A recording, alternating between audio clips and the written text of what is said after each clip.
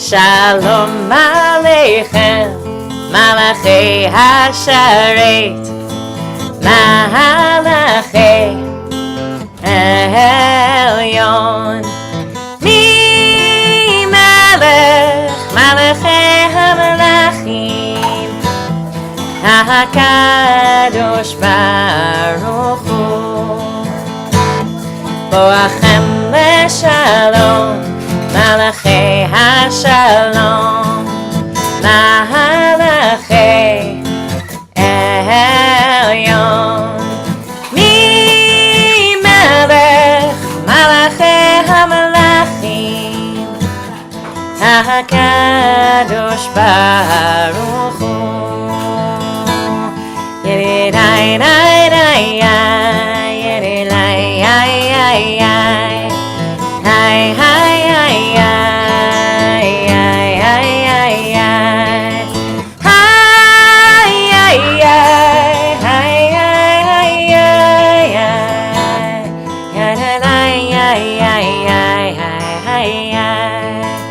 Good Shabbos. If you have not already, I want to invite you to say who you are and where you are and how you are and put it in the chat and welcome each other and say Shabbat Shalom, like what time zone you're in.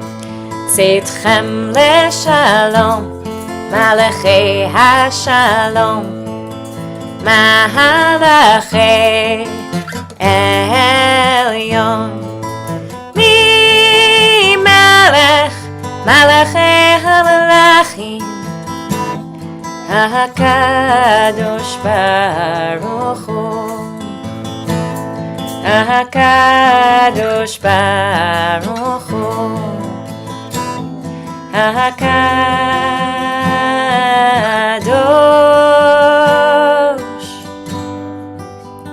Baruch Hu.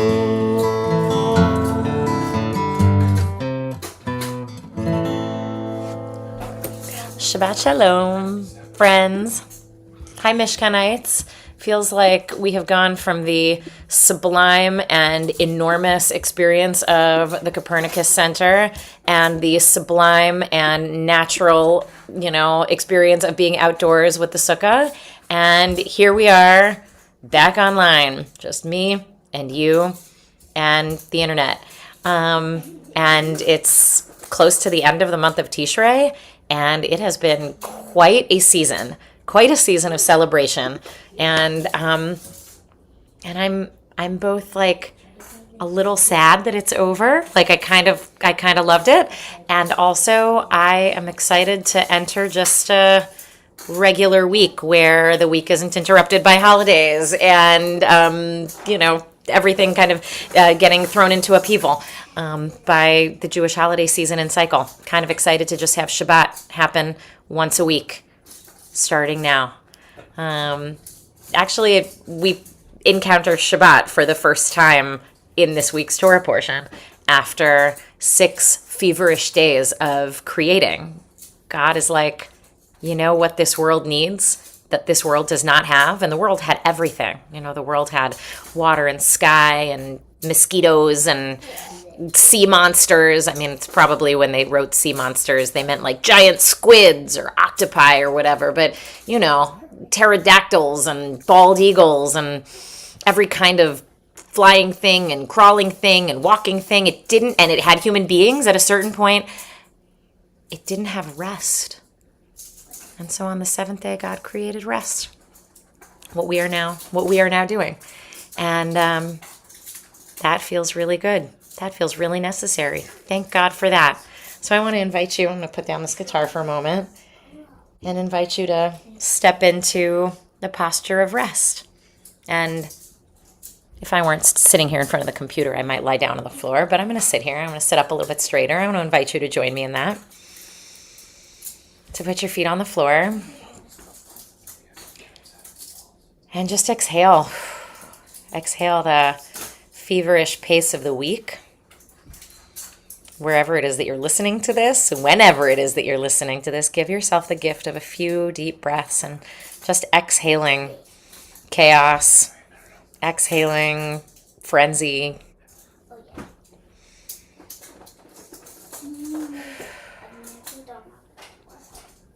inhaling a sense of peace. Even if, as we know, the world out there is not peaceful.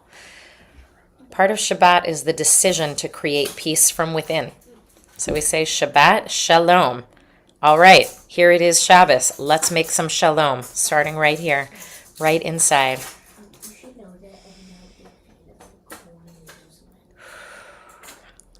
Exhaling chaos, inhaling peace.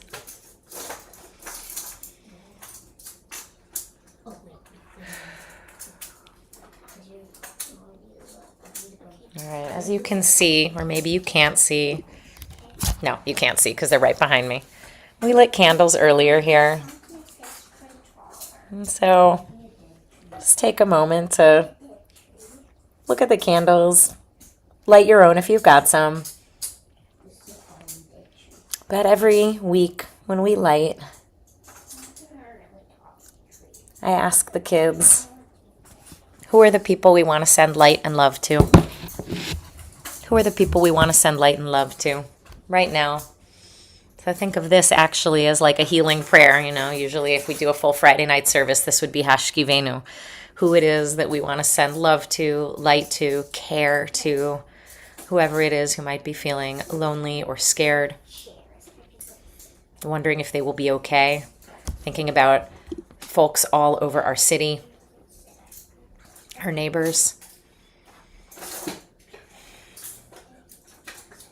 Thinking about our brothers and sisters in Israel and Palestine, the families of all of the hostages who are now home, beginning to heal from so much trauma, and families in Gaza, same thing, and just praying for relief and rebuilding for them and for the relationship between these two peoples that share this tiny strip of land, sending light and love to all of them.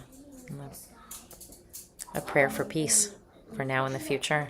And finally, I want to offer all of us, with whatever anxiety we're holding about stuff far away or stuff much closer to home, family life, professional life, I want to just invite us to send light and love to the people in our lives, in our homes, in our families.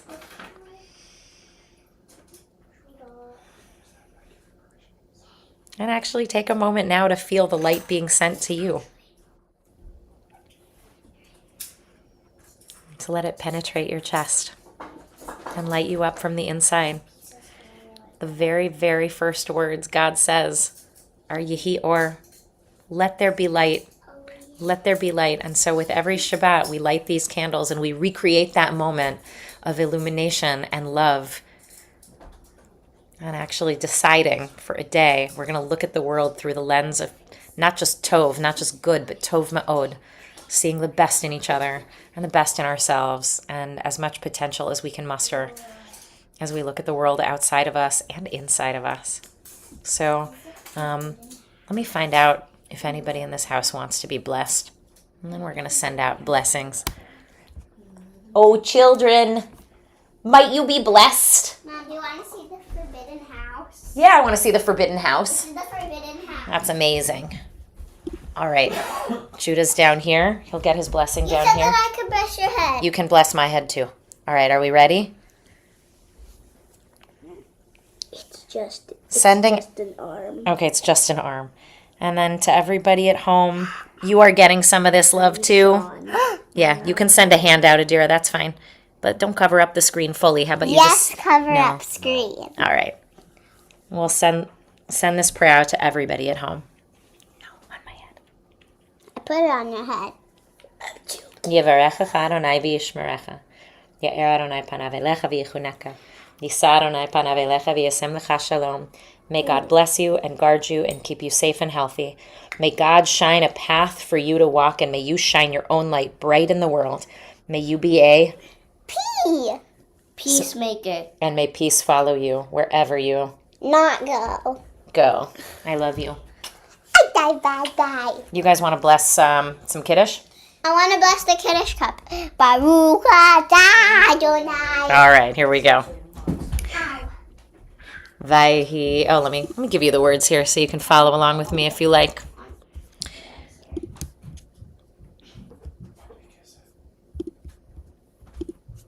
Boom.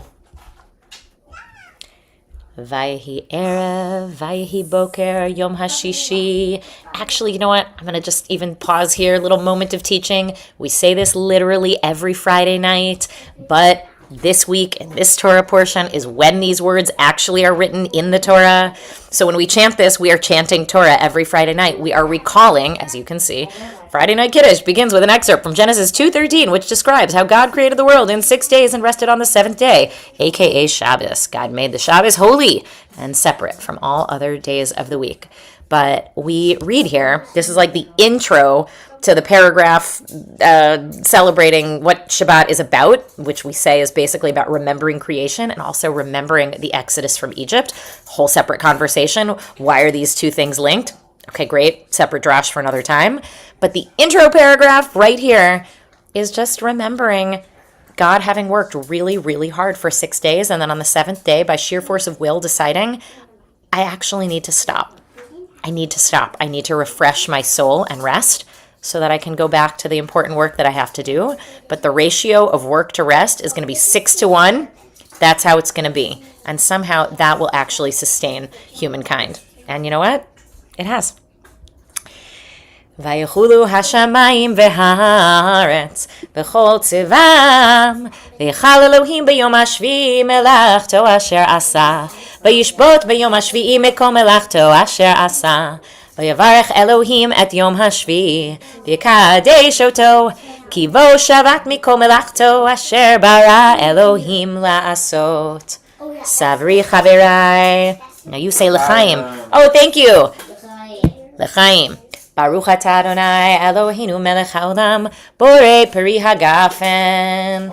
Baruch atah Adonai Eloheinu melech haolam asher kidshanu b'mitzvotav v'ratzavanu v'shabbat kodsho b'ahava uvratzon hinchilanu zikaron lema'aseh v'reishit ki hu yom techila lemikra'ei kodesh zecher letziat mitzrayim. Kivanu v'acharta, yotanu kidashta, im kohamim, v'shabbat kodshecha, be'ahava uvratzon, hinchaltanu, baruch atah Adonai, mekadesh ha-shabbat. Amen. L'chaim. I've probably told you before, this Kiddush cup was made by my grandma Bella Honeyman for my bat mitzvah in 1994. Cool, right? She was pretty old at that point. She was my great-grandmother. She lived a couple more years. But anyway, it's my special little cup. All right. I think we're gonna keep this night short and sweet here. Knowing that our Shabbat this weekend was going to coincide with the No Kings protests all over the country, I wanted to make the connection between our Torah reading and our activities this weekend. It turns out it's not that hard when the entire underlying thesis of Jewish tradition is that no human being is inherently of higher status or worth than any other human being because God created all of us from the original same human being. And it turns out this was a revolutionary idea. It was 4,000 years ago, or whenever it was written, and it still is today. So I want to give us a little bit of grounding and chizuk in Hebrew, which means like fortification, in like the foundational texts and stories of how we arrive at this revolutionary and truly central idea that emerges from this week's Torah portion, Bereshit. Okay, so first of all, I want to take a moment to dwell on what might seem obvious to us as Americans, but has not been obvious throughout history, and to be honest, is still not really obvious. And that is the idea, the Jewish idea, that there is a creator. Let's call her goddess, or God, or Yod-He Vav-He. You know, that's all shorthand for, you know, this is like all hashtag or with dashes, the universal force driving existence past, present, and future. End quote. Right, like the force that created human beings. and created all of us equal. And not just equal, but of infinite uniqueness and also infinitely valuable, every single one of us. And I say this might seem obvious to us because I know I grew up in a country where our central text begins with the words, "We hold these truths to be self-evident that all men are created equal, that they are endowed by their creator with certain unalienable rights, that among these are life, liberty, and the pursuit of happiness, that to secure these rights, governments are instituted among men, deriving their just powers from the consent of the governed." And it goes on from there. This was a novel and revolutionary idea against the backdrop of monarchy, almost 250 years ago, in which government did not derive its just powers from the consent of the governed, rather from a sense that the king was ordained by God to rule over the people, no matter what they thought of him, no matter how oppressive his rules were, even if they didn't consent.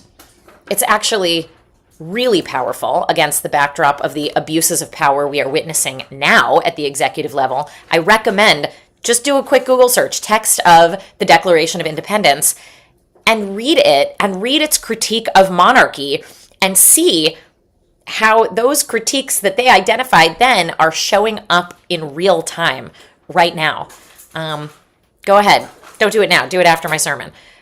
But, okay, now let's rewind a little bit. If you got stuck a moment ago as I was reciting the opening lines of the Declaration of Independence and you thought, all men are created equal and governments instituted among men, ... and men isn't actually people, it meant white, Christian, property-owning men, when they wrote that.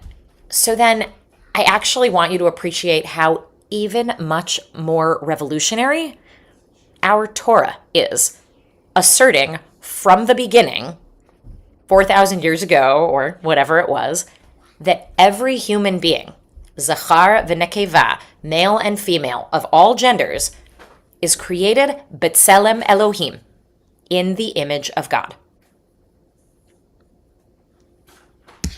It's amazing.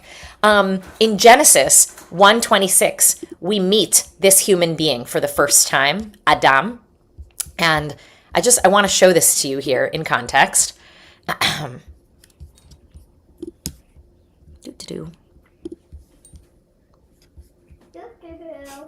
Here we go. This is chapter 1 of the book of Genesis.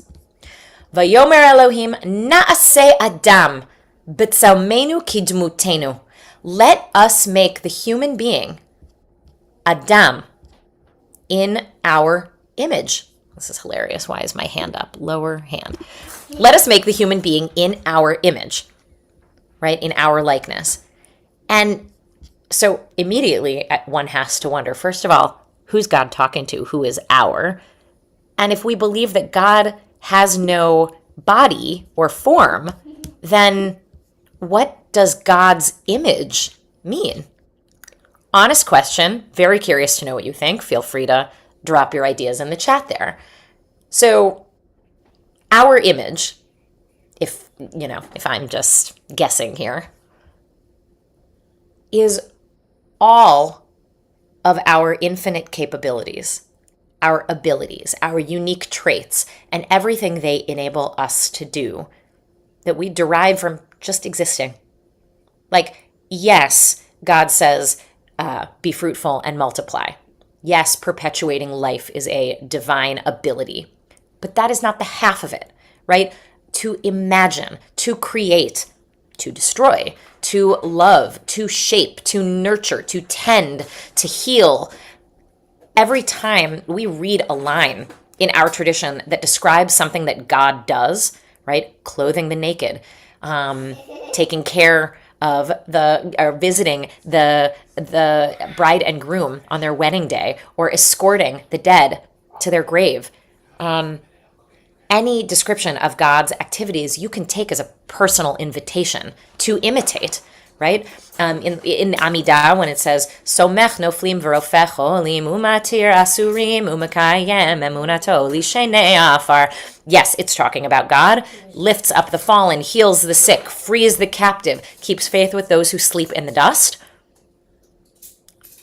God's image for us is being like that.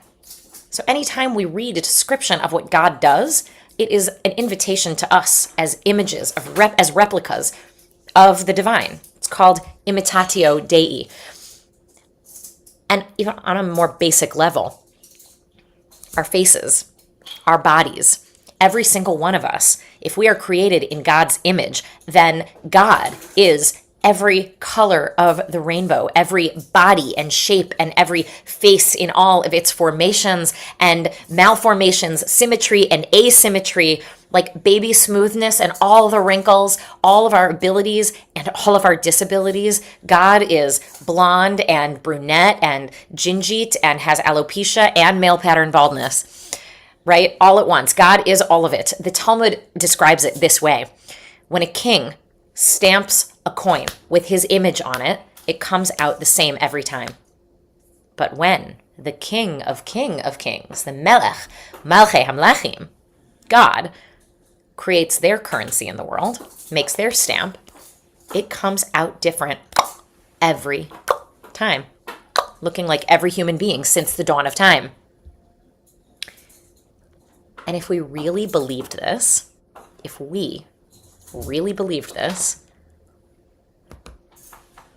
could we walk past someone on the street at the entrance to the grocery store who needed help? Could we just walk over them or walk past them? The literal image of God is sitting there and needs money, needs a blanket, needs food, and we just would step over them, pretend we don't see them. An image of God is in danger anywhere in the world, and we would, click away, turn the page of the newspaper. As religious people, if we believed this, could any religious person in this country turn a blind eye toward masked men, armed, grabbing children from their beds, mothers from the school line, separating families, shipping people off to countries they aren't even from without due process? Could religious people do this if we really, really believed in every human being being an image of God? So, the writers of our holy books could never have imagined, I think, the amount of information, the information deluge we are constantly, that we're constantly getting. And the information specifically about human suffering that we have access to in every waking moment of our lives. And while we may be made in God's image, we are not God. And so it's not really possible for us to have the capaciousness of heart and care that I believe God does for every single one of her 9 billion images in this world. And so I don't want us to be too hard on ourselves for not being able to do everything we can for every literal person in need, despite the feeling that we wish that we could. And I know we all wish we could do more, but I also want us to give us a little bit of a break, because I don't think the human brain or heart was designed to encounter the amount of suffering from all of the places in the world that we see it and feel it at all moments of the day. And the Torah was written in a time when people had communities in which they could look around and they knew their neighbors and they knew who was in pain or in need. And still, these words and ideas were needed to shake people out of the human tendency to turn away from suffering, right? Whether we caused it ourselves or we were just bystanders to it. The Declaration of Independence asks nowhere near as much of us as people, as family, as neighbors, as the Torah does. And so here's the first place we see that. Genesis 4:10. I'm going to show you this now. So by Genesis 4:10, Adam and Eve have already eaten of the fruit, have already been exiled from the Garden of Eden. They had some kids. Here we go. Cain, Abel. Cain, by the way, means something like jealousy. Abel, by the way, Havel, means something like etherealness, ephemeral, wind, comes and goes. Here 1 second, gone the next, like a cloud. Well, Cain said to his brother Abel, we're not sure what, but they were in a field, and then Cain killed him. Okay, you can see it in the text. God says to Cain, where is your brother Abel? He says, I don't know. What am I? My brother's keeper? Okay. So remember, this is happening at the beginning, right? So we are to assume that everything that's happening is happening for the first time, is being discovered. So siblings are discovering what it feels like to have a sibling. God is trying to give us the picture of how God wants us to act. The Jewish tradition wants us to behave. No one, notably, here is Jewish. Religions haven't been invented yet, not by God and not by humanity. All human beings at this point have equal access to God. But we're already beginning to see the sort of corrosive insidiousness of jealousy. And Cain is jealous of Abel. He kills him. And God is then horrified, but also kind of curious because it's never happened before that one of his images has had the thought to kill another one of his images, to destroy them. Maybe he didn't know what was going to happen, right? So God says to Cain, do you know where your brother is? This is important because it's the second question that gets asked in the Torah. The first question God asks is after Adam and Eve eat the forbidden fruit. And God says, where are you? Ayeka, where are you?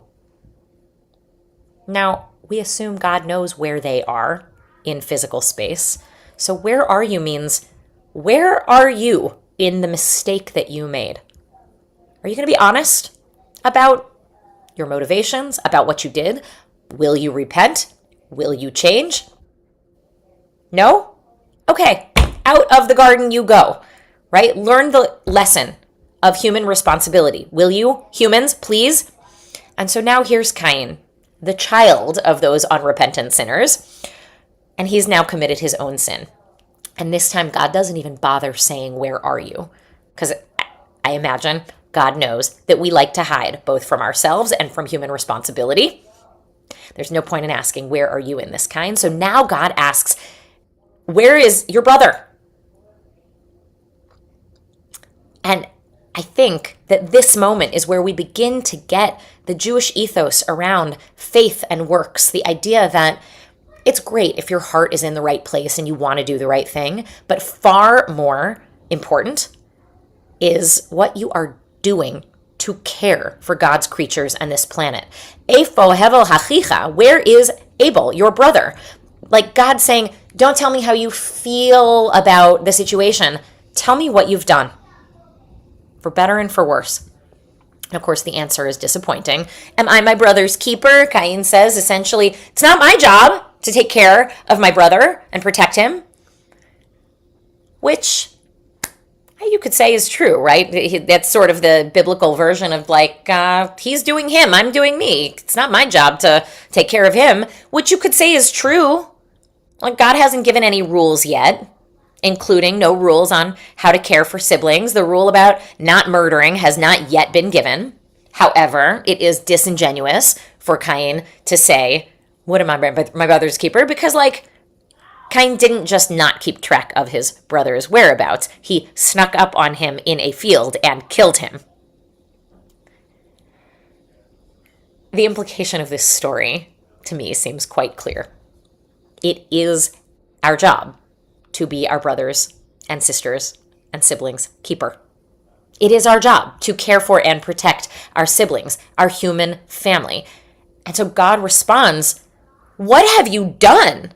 Your brother's bloods, damei achicha, your brother's bloods cry out from the earth. Now, there's a lot in that whole exchange between God and Cain, but I want to focus on the strange turn of phrase, your brother's bloods, plural. What is that about?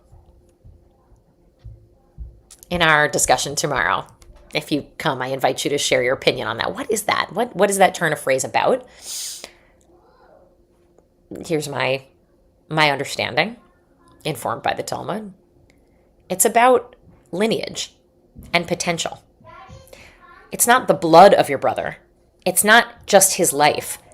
but all of the possibility that emanates from every single life, every piece of art, every dish they might have cooked, every joke they might have told, or poem they might have written, every kind word, every contribution they might have made to their neighborhood or community, and yes, every future offspring and the entire lineage that that line would have had, all of that spills to the ground when their blood is spilled.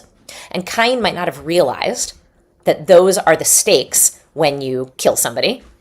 And the ancient reader might not have understood that either. So the Torah comes along to be really, really clear about it from the very beginning, as if to say, every human being is a universe, is a world.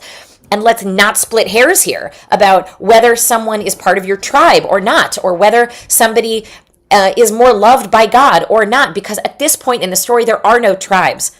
And God has the same relationship with every human being. There is just humanity, the descendants of Adam. Every human being, a world unto themselves. So the Talmud in Sanhedrin picks up on this idea and says, therefore we learn from this.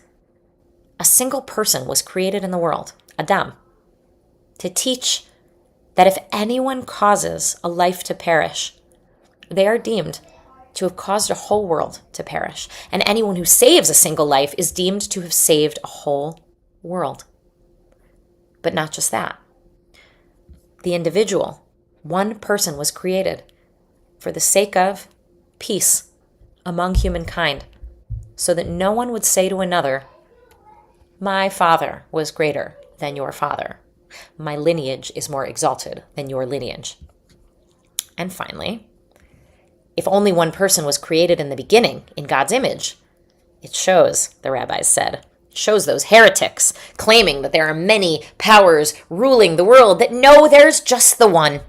There's just the one stamping out all these beautiful people from that original mold. And while human beings may create coins with the same stamp and they all come out looking the same, the King of Kings, the Holy Blessed One, stamped every human being with the seal of Adam, that first person, and yet not one of us is the same. And therefore one must say, Bishvili nivra ha'olam, for my sake this world was created. And every single person gets to say that.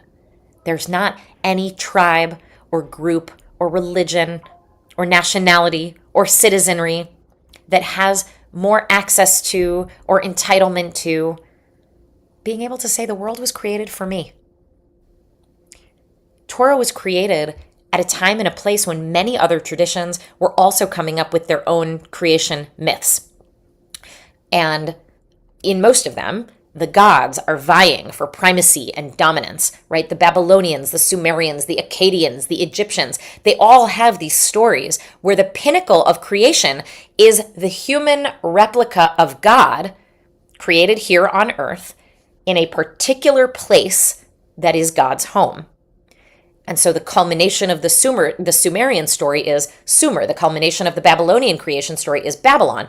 The Egyptian Pharaoh is God in Egypt, and so forth.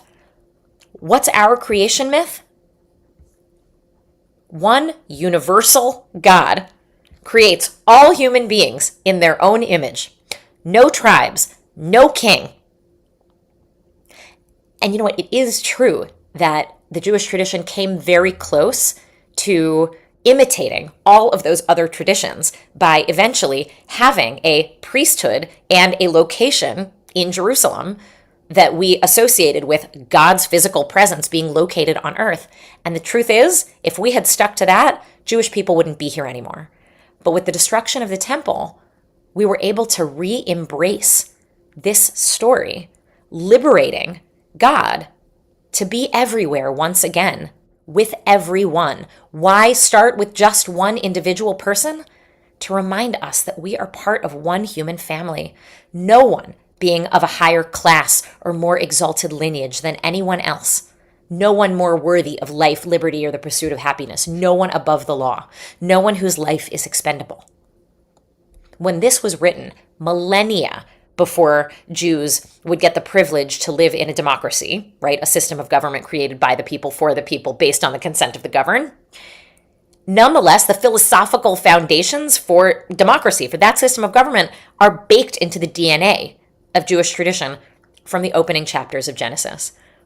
So tomorrow, all of us will gather at Mishkan to pray and sing and read these revolutionary opening verses of Torah that place us in the human family, that require us to care for all of our siblings, wherever they come from, citizens, immigrants, sojourners, and demand us to answer the questions, where are you?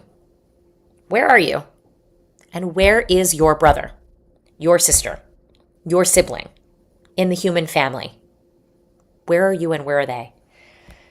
I just want to say I am moved right now because in the city of Chicago, as we know, masked ICE agents are wandering the streets and, in fact, plucking people off of them and throwing them into vans. And I am inspired by stories of our neighbors answering the question of Ayeka, where are you? Not by hiding like Adam and Eve or Cain, but by saying Hineni, like Abraham. We'll read about him in a couple weeks, right? Here I am. By coming outside to protect their neighbors. In Albany Park, for example, people forming a human chain to actually protect a neighbor, right? Putting their bodies between agents and between their neighbors, enduring tear gas and having objects thrown at them, like our friends protesting outside the Broadview ICE detention facility have been enduring for weeks, and all over as Chicagoans have come out of their homes to say, we're here and we're not going anywhere. We will protect our siblings. We are all part of this family. The Torah, from my perspective, shows really human beings at our best and at our worst. And there are times when I look at the descriptions of the way human beings behave in the Torah at their worst, and I look at our world, and I don't think we've come very far. Right? So much of the Torah is telling cautionary tales about the worst of what people can do to each other. And the moral arc of our story describes people resisting tyranny and oppression, to take one another out of the narrow place, right? To join hands and march out of the narrow place. And whenever we do that, we are living Torah's purpose. We are praying with our feet, with our hands, with our voices, even if our voices shake. So if you're hearing this now, I want to invite you to join us to pray in the morning in our office and then jump on the train and go downtown and stand with hundreds of thousands of Chicagoans and millions of people across the country to say that the greatness of our country comes from the same place as the greatness of God in the world. The people. Not raising one above anybody else to be a ruler without the consent of the governed. So let us march with the feeling that we have the weight of thousands of years of Jewish tradition standing with us, alongside us, propelling us, undergirding us in the streets, proclaiming the dignity and worth of every human being. This much we know. And the rest we will encounter as we walk together, arms linked, hearts full of faith. And I'll see you in the morning.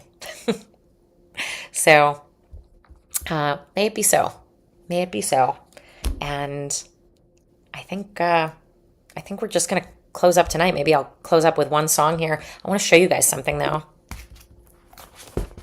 Made some really pretty protest signs. And if you come early enough, you can grab one.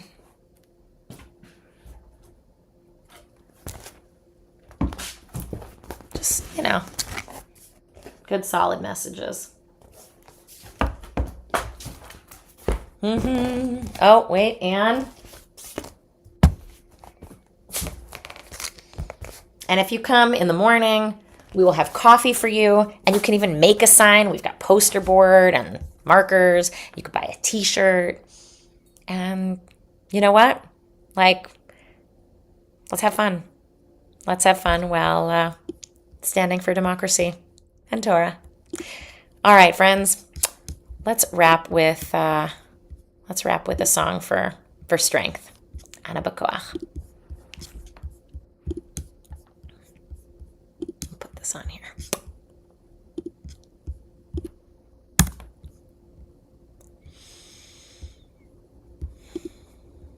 Oops. Okay. I guess can't get any bigger than that.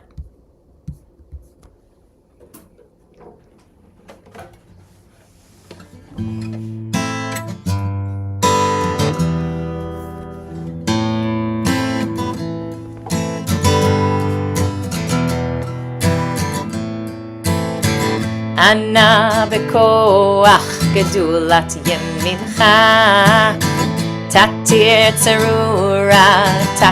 tzerura kabel rinat amecha sagvenu tareinu nora Ana bekoach gedulat yemincha tatir tzerura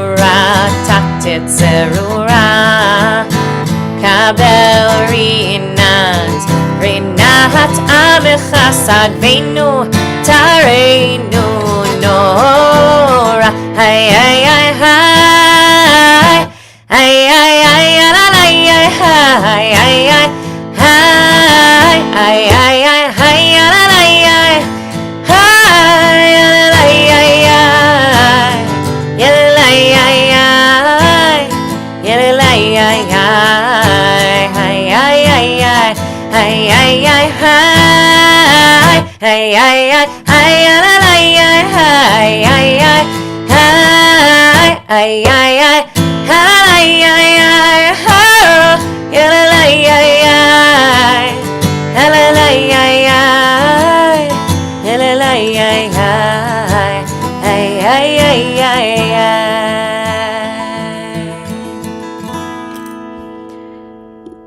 Well, good Shabbos, everybody, and good night.